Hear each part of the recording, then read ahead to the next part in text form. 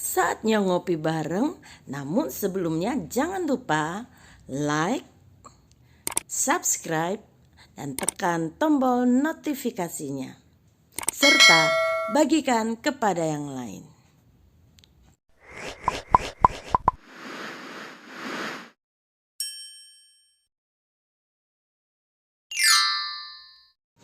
Kuasa Tuhan mengubah hidup seseorang. Di gereja kita terdapat beberapa kursi lipat yang sudah lama, sehingga ada yang robek di sana sini, ada yang berkarat dan tidak layak dipergunakan lagi. Namun Bapak Gembala merasa sayang untuk membuangnya, maka dia meminta tolong kepada Bapak Josia untuk memperbaikinya. Dengan penuh ketekunan, Bapak Josia mulai memperbaiki satu persatu kursi-kursi lipat yang telah rusak tersebut. Dimulai dengan membongkar bagian-bagian kursi yang akan diperbaiki, membuang hal-hal yang rusak, membersihkan karat, dan menggantikannya dengan lapisan yang baru, mengecat ulang, mengamplas bagian-bagian yang berkarat dan mengompon bagian-bagian yang masih bisa dibersihkan. Dengan penuh ketelatenan, maka 10 kursi yang sudah jelek dan layak untuk dibuang sekarang menjadi kursi yang cantik kembali dan layak untuk dipakai serta diletakkan di ruang kelas untuk ibadah anak-anak remaja. Proses perbaikan kursi-kursi rusak ini mengingatkan kami akan bagaimana Tuhan sangat mengasihi manusia. Ketika manusia jatuh dalam dosa dan serusak apapun manusia itu, Tuhan tidak pernah membuang manusia. Kalaupun Adam dan Hawa diusir dari Taman Eden, itu adalah untuk kebaikan Adam dan Hawa, melindungi mereka supaya mereka tidak memakan buah dari pohon kehidupan yang kalau itu terjadi akan membuat manusia hidup kekal dalam keberdosaan mereka.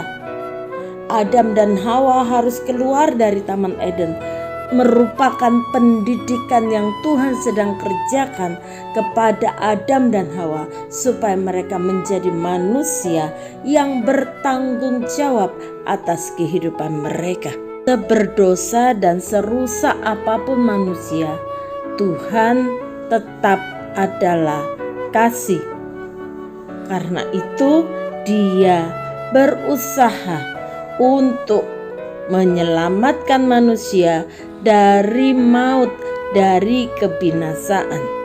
Bila hidup kita telah menjadi rusak akibat dosa dan bahkan dunia telah membuang kita, maka hanya ada satu cara untuk menemukan arti kehidupan yang sesungguhnya, yaitu dengan menyerahkan seluruh hidup kita kepada Tuhan. Dunia mungkin sudah tidak mau menerima kehadiran kita, namun Tuhan mau menerima keberadaan kita, dan Tuhan mampu mengubahkan hidup kita menjadi baru. Tuhan akan merajut kehidupan kita, setiap langkah hidup kita yang dulunya rusak menjadi baik kembali, yang dulunya tidak berguna bisa menjadi berkat bagi banyak orang. Yang berikutnya yang harus kita lakukan adalah bertobat dengan sungguh-sungguh dan tidak berbuat dosa lagi. Rasul Paulus adalah salah satu contoh orang yang hidupnya diubahkan Tuhan menjadi ciptaan yang baru. Saulus begitu kejam, dia adalah pembunuh dari orang-orang Kristen. Namun ketika Tuhan menangkap dia dan mengubahkan kehidupannya, maka Saulus menjadi Paulus yang lemah lembut, yang tahu bagaimana hidupnya menjadi berkat supaya orang lain boleh diselamatkan. 2 Korintus 5 ayat 17 mengatakan, jadi siapa yang ada di dalam Kristus, ia adalah ciptaan baru, yang lama sudah berlalu, sesungguhnya yang baru sudah datang. Untuk menjadi ciptaan yang baru, Tuhan Yesus mengizinkan kita melewati proses demi proses kehidupan yang karenanya kemudian kita menjadi satu pribadi yang sungguh-sungguh diubahkan oleh Tuhan. Proses itu memang tidak menyenangkan. Ada gesekan, ada potongan, ada hantaman, ada congkelan untuk mengeluarkan hal-hal yang buruk, hal-hal yang najis, hal-hal yang kotor dari kehidupan kita, supaya kita sungguh-sungguh menjadi pribadi yang lembut, pribadi yang penuh dengan kasih, pribadi yang diubahkan oleh Tuhan. Izinkan Tuhan memproses hidup kita sampai kita mencapai kesempurnaan yang Tuhan inginkan bagi kehidupan kita.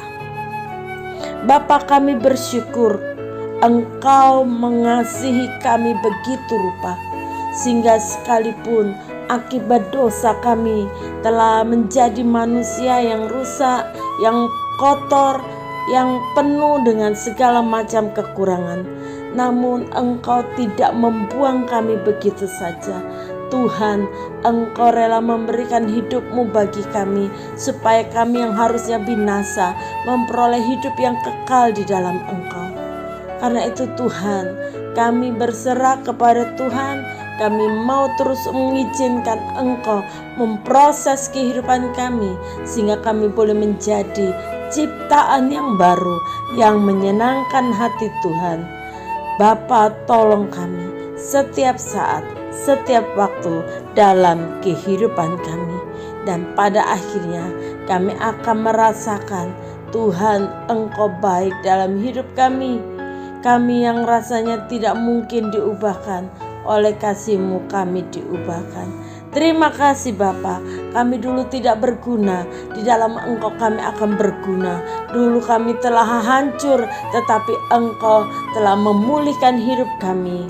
Kami dulu yang merugikan orang, kami sekarang mau menjadi berkat buat banyak orang. Di dalam nama Tuhan Yesus, kami menyerahkan seluruh hidup kami dan siap terus untuk Engkau kerjakan menjadi ciptaan yang baru di dalam Engkau. Dalam nama Tuhan Yesus kami berdoa. Haleluya. Amin. Selamat terus mengikuti setiap proses dari kehidupan ini yang Tuhan kerjakan dalam hidup kita, sampai kita mencapai kesempurnaan ciptaan yang baru. Tuhan Yesus memberkati.